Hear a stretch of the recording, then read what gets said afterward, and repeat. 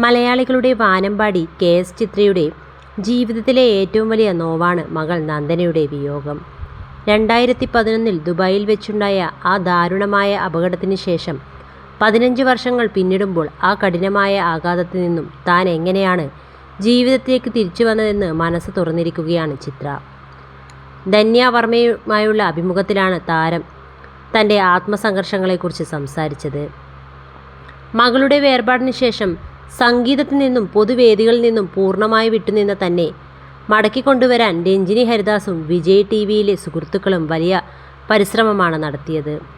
ഒടുവിൽ ലതാ മങ്കേഷ്കർക്ക് നേരിട്ട് വിളിച്ചതും ഇളയരാജയുടെ നിർബന്ധവുമാണ് തന്നെ വീണ്ടും വേദികളിൽ എത്തിച്ചതെന്ന് ചിത്ര ഓർക്കുന്നു.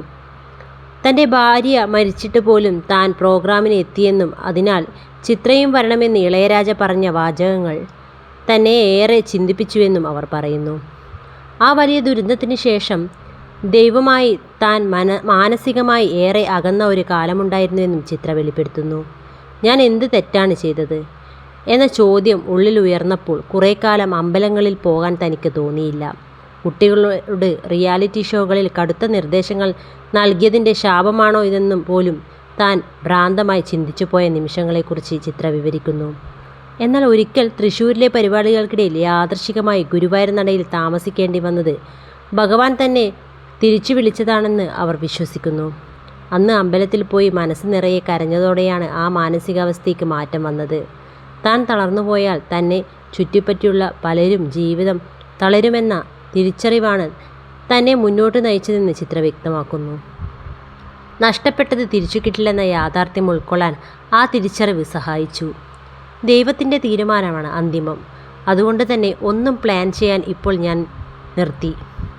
വരുന്നത് വരുമ്പോൾ നേരിടുക എന്നതാണ് ഇപ്പോഴത്തെ രീതി എന്നും ചിത്ര കൂട്ടിച്ചേർത്തു. 9 വയസ്സുകാരി നന്ദനയുടെ ഓർമ്മകളിൽ നിന്നും ഇന്നും വിങ്ങലായി അവശേഷിക്കുമ്പോഴും തൻ്റെ ചുറ്റുമുള്ളവരുടെ ജീവിതത്തിനായി സംഗീതത്തിലൂടെ അതിനെ മറികടക്കാനാണ് താരം ഇപ്പോൾ ശ്രമിക്കുന്നത്. ഈ വെളിപ്പെടുത്തലുകൾ സാമൂഹ്യമാധ്യമങ്ങളിൽ വലിയ ചർച്ചകൾക്കും ആരാധകർക്കിടയിൽ ചിത്രയോടുള്ള സ്നേഹം വർദ്ധിപ്പിക്കാനും കാരണമായിട്ടുണ്ട്. എന്നെ കൊണ്ടുവരാൻ ഏറ്റവും കൂടുതൽ പരിശ്രമിച്ചത് രഞ്ജിനി ഹരിദാസും വിജയ് ടിവിയിലെ റൗഫ തുടങ്ങിയവരൊക്കെയാണ്.